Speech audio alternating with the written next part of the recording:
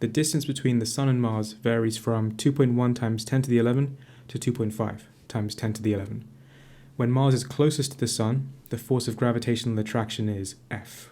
What is the force of gravitational attraction between them when they are furthest apart? So the equation for gravitational force is this: force is equal to gmm over r squared. In our scenario, in this question, the masses are not changing.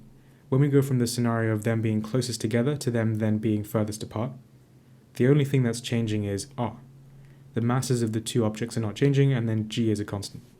So if the numerator is constant, and if r is the only thing that's changing, then we can say that force is proportional to 1 over r squared. So we don't actually need to know what the masses of any of those or either of those objects are. If we can work out the factor by which r has changed, like has r doubled, has it halved, tripled, whatever, then we can work out the factor by which f has changed, using that proportionality. The factor by which r has changed, so r starts at 2.1 times 10 to the 11, and then it goes to 2.5 times 10 to the 11. So what is multiplied by the 2.1 to get 2.5? Well, if we just do the 2.5 over the 2.1, so there would be the 10 to the 11 in there as well, but that would just cancel out, so we don't have to worry about that. This would be equal to 1.1905. So this is the factor by which r has changed.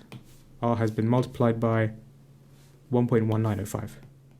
So if r has changed by this factor, and we know that force is proportional to 1 over r squared, then that would mean that force gets multiplied by 1 over the 1.905 squared.